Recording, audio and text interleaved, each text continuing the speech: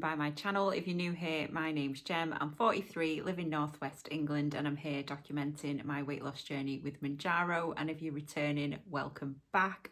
So if you have followed me for a while, you'll have noticed that I've been a bit AWOL the last couple of weeks.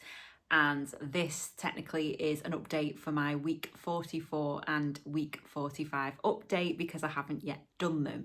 So just to give a little bit of a background on what's been going on, I did put a couple of community posts on just to let people, like my subscribers and things, know what was happening and why I wasn't sort of uploading anything. Long story short, a couple of weeks ago, woke up on the Wednesday morning. Thankfully, I worked from home on a Wednesday morning, and I had that sort of niggling feeling where you think you've slept funny. So all down this side, I was in quite a bit of discomfort. As the day was getting on, I thought this isn't getting any better, and I was really finding sort of moving this side of my shoulder, my neck, my arm, really uncomfortable, and moving it was quite painful.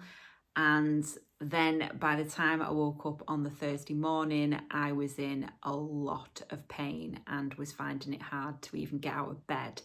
I got up, started to try and get ready for work. The thought of getting in the shower was just seemed impossible to me, and yeah, it was excruciating pain. And I, needless to say, rang 111 and asked for their advice, because I wasn't sure whether this was a case of I needed to go to A&E or whether I needed to go to the urgent care, because it had got past 8 o'clock. I think a lot of the doctors in the UK are very similar, where if you want an appointment, you have to ring at 8 o'clock in the morning, you get stuck in a queue, and it was past that point. So I rang 111 and they advised me to get to A&E. So I let work know that I wasn't coming in and I would keep them updated. And then, yeah, so I spent a couple of hours at A&E, and they said that it was a trapped nerve in my neck. Gave me some strong painkillers, was told to go home and rest. So I took the next couple of days off work, which was the Thursday and Friday. And that meant obviously I didn't manage to film a week 44 update. By the time Monday morning came, I knew that there was something wrong, and it felt more than just a trapped nerve. So what the hospital had told me to do was, if the pain was still there within the next sort of 3 to 4 days, to go and see my local GP. So on the Monday morning at 8 o'clock, I got on the phone, managed to get through after 126 tries. I managed to get through to the doctors and basically told them I'm still in a lot of pain. I have been to A&E. I need to see a doctor. And they managed to get me an appointment in the morning. So again, I rang through to work. I'm not going to be able to come in. I'm going to the doctors. I'm still in a lot of pain. And my GP practice were absolutely fantastic. The doctor that I saw was brilliant. He did a full examination, all the sort of manipulations and everything. And he said, yep, I do think you've got a trapped nerve, but I also think you've sprained your neck. So yeah, and again, it was a case of there were certain little exercises I was to do, but they also put me on strong medication as well. So I got more, because I don't know whether you know this if you're UK based, but A&E will only give you a week's worth of prescription. And yeah, so I got more from my GP after I went there. And he also signed me off work sick for a week. So I've had a week of rest, a week of strong painkillers, and I am feeling a lot better. Tonight's now Sunday night, but I will be going back to work tomorrow. I am still in a little bit of pain, but I managed to get in the car today for the first time in a week and a half, and I have driven across to my friend's house and driven back, and it was fine. So I sort of wanted to do a bit of a test run before I get in the car to go to work tomorrow. And yeah, I can drive. It's just a dull ache now, and weirdly, the majority of my pain has been in sort of like where your bicep is, so at the top, well, your bicep, your tricep, that kind of area has been really painful. But the doctor did say that the pain does sort of it transfers from my neck and my shoulder and down, it will transfer down my arm, and that is definitely where I found it the most painful. I've spent a lot of this week with my arm in a sling, which wasn't given to me by the doctor. It was actually from when my mum broke her shoulder, but it just eased it a little bit. I was very careful not to wear it for very long, maybe an hour or two at a time, and then I would take that off, but it helped sort of elevate my arm. And if I wasn't doing that, a lot of the time I've spent like this because that sort of eased the pain. I've slept a lot with my arm over my head as well because I just couldn't get comfortable. So yeah, but like I say, I am feeling tons better. Thank you so much for everybody that has reached out and wished me well and saying that you're missing me and things like that. And honestly, it's so nice to be back and filming again. So I will go into the results of the last 2 weeks and explain a little bit about how I'm feeling about it and what I'm going to do going forward. So week 44, so last week's results, basically normally on week 44, so every 4 weeks I do a monthly update, so that would have technically been month 11, even though I don't hit month 11 until October the 7th calendar wise, because I started Mounjaro on the 7th of November. Because I do it in the 4 weeks, week 44 would have been my month 11, and I would normally have done my measurements and everything like that, but I haven't done them. I wouldn't have been able to get the tape measure and do it comfortably. I don't think I would have got a true recording. So at this point, I've not done my measurements, and I'm thinking, now that I am so close to hitting 12 months and week 52, I'll probably do my month 11 nearer to the 7th of October. It won't be on the 7th of October because I'm away on holiday then. So it might just be the week before that, but I'll work all that out. So week 44 results were, I stayed exactly the same as I was in week 43. And then this week when I've got weighed, so for week 45, I have gained 4 pounds, which I'm not bothered by in the slightest. I don't think it's 4 pounds of fat. I've been very sedentary. I've not been able to do any exercise or anything like that.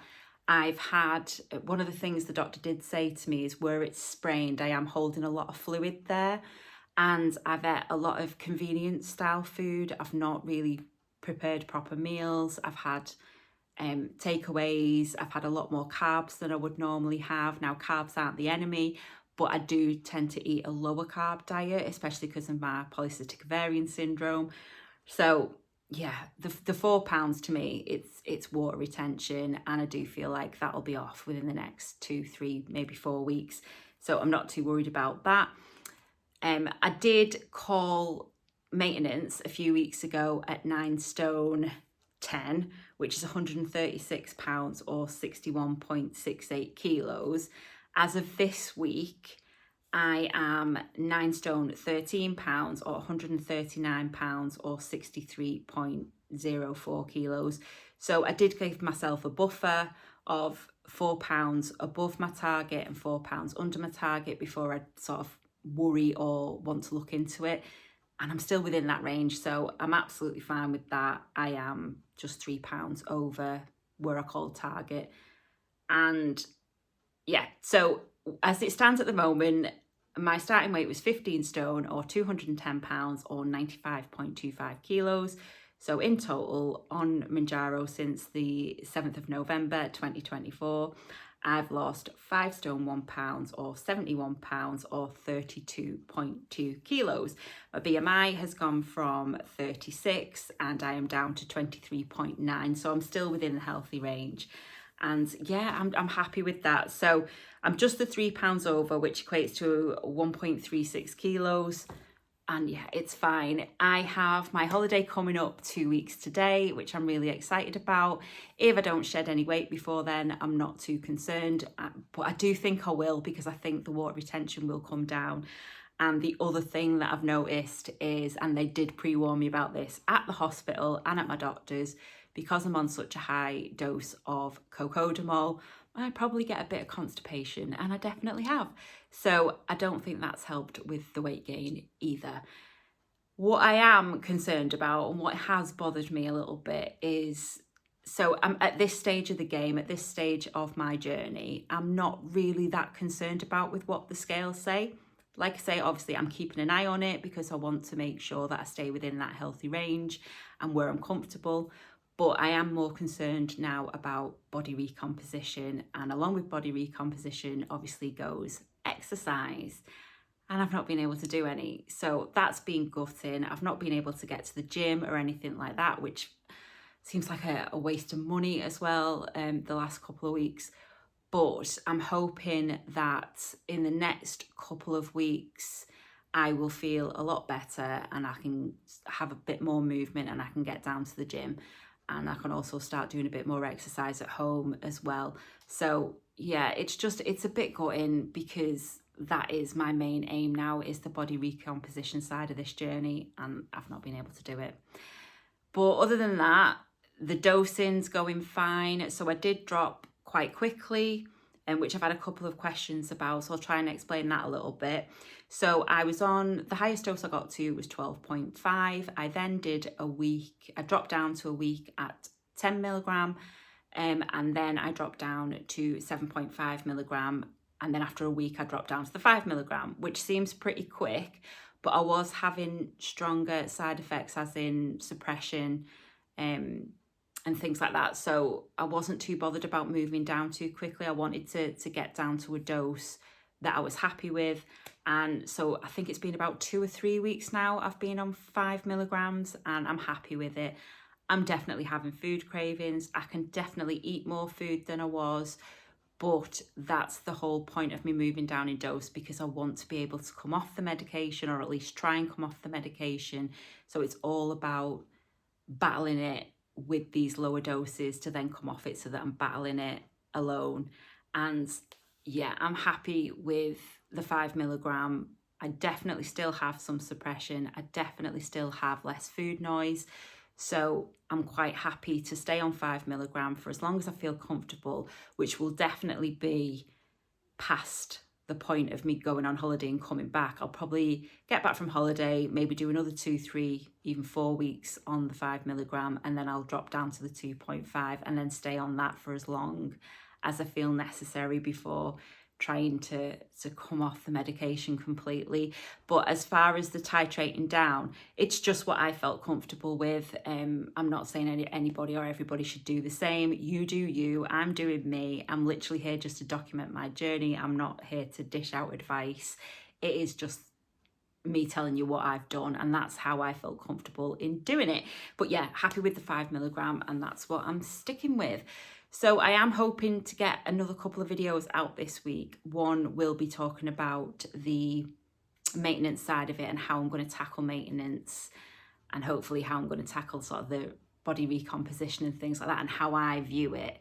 And I want to get back into doing the what I eat in a days and things like that. I want to mix the channel up a little bit. I think it's got a bit stagnant, especially with me disappearing for a couple of weeks. So yeah, I want to bring a bit of life back into the channel, and I've missed it. I've really missed it. I know I'm still so far behind on getting back to comments, but I am tackling it. I'm doing sort of short bursts at a time, and hopefully I will get back on track with replying to your comments as well. But honestly, I can't thank you all enough for reaching out and asking how I am and letting me know that you're thinking about me, etc, etc. So while we're talking about that, don't forget to drop your comments below. Let me know how you're getting on, and also if you've liked the video, please give it a thumbs up. And the other thing is, if you haven't already, please subscribe. I am about 9 or 10, I think, subscribers away from 4,000, which is insane. And I was talking to my friend about this the other day, and I'm thinking about doing a little bit of a giveaway once I hit the 4,000 subscribers. So hopefully that will be in sort of the next 1 or 2, maybe 3 videos away. And yeah, so I'll do a bit of a giveaway. I'm not sure what it'll be, but yeah, it's quite exciting to think that I've grown the channel so much from when I very first started, and that, yeah, I'm almost at 4,000, which is just amazing. And like I say, I can't thank you all enough. But that's it for tonight. I have got to try and tackle some ironing, which I might be doing with my left arm tonight, and get the little one's stuff ready for school, and me going back to work after a week and a half of being off. So yeah, I desperately want to do some more vlogging and things as well, which I might start doing tomorrow, and then stick on like a a weekly video of what I get up to in the week and how I'm sort of living my life while on this weight loss journey.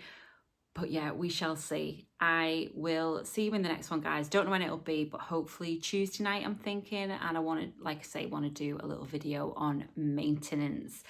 But I'll see you then, guys. Bye for now.